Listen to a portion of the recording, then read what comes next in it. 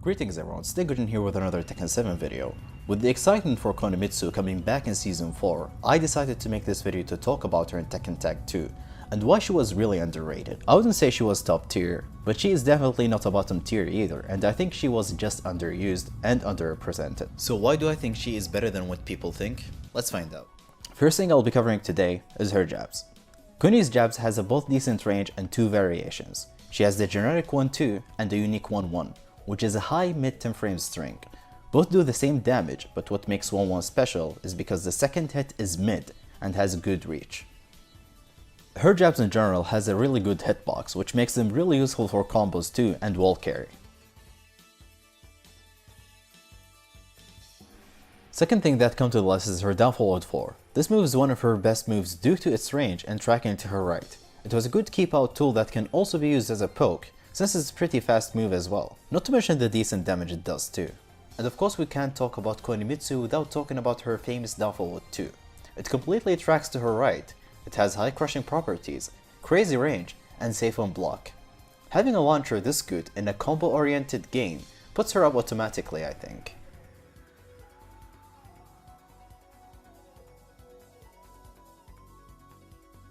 One move that I've always thought that was absurd, and I would be so surprised if they keep it the way it is her forward 4 into Tsunagake stance.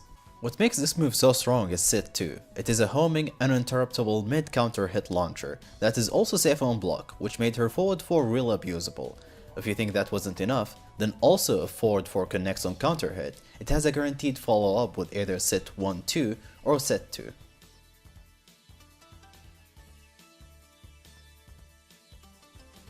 One funny way to punish forward 4 into set was to tag out and whiff punish it. I've always found that to be pretty amusing. Speaking of homing moves, Kunimitsu's homing moves are just amazing, with back 2 being her to go mid homing that has a really good range. Despite it being -10, it's not always punishable since it has a pushback. Her second homing move is forward 3+4. It's a high counter hit launcher that has an amazing range and damage. Nothing much to say about this move other than that it's really good. Next up is her Hopny. Her Hopny is something I'm surprised I haven't seen many people talk about yet. But again, it could be due to the fact that not many people played her in Tekken Tag 2. It used to crush jabs and had decent damage, its only weakness is its range, but it was often used as a good panic move or a punish. Another tool she had that I found to be pretty strong was her Doton stance. Attacks similar to Xiaoyu's AOP. It goes into her mids pretty often and can get her out of some situations that you wouldn't be normally able to avoid. She had 3 options out of Doton, but I will be talking only about her Doton 2-4, which is a mid-mid -13 normal hit launcher, and Doton 3, which is a highly evasive high kick that usually teleports her behind the opponent's back.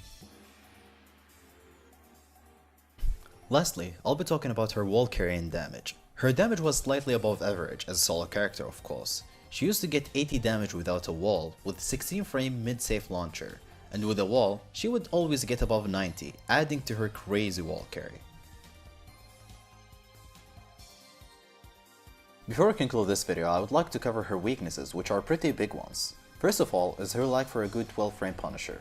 Her 12 frame punisher was so weak and had basically no range to it. Even when it's connected, it was only +2 and Kuni didn't have much lockdown tools or fast counter hit tools that would make your opponent think twice before they mash against her. Another issue she had was her 15 frame punisher, the Hopny I talked about earlier. Despite it being a good crush tool and can be used to launch some -15s, it would sometimes miss because of its small range and hitbox. This happened a lot with Jack's forward 1+2.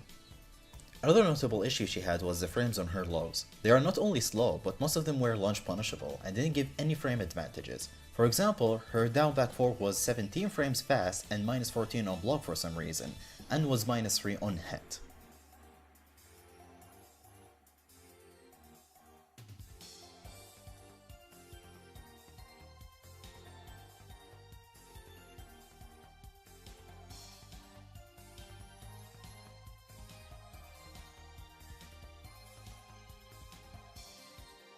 If you enjoyed the video and found it useful, please like and subscribe to support my channel for more Tekken videos. I will also be releasing a combo video for Kunimitsu and Tekken 7 when Season 4 is out. Thank you all for watching, and see you very soon.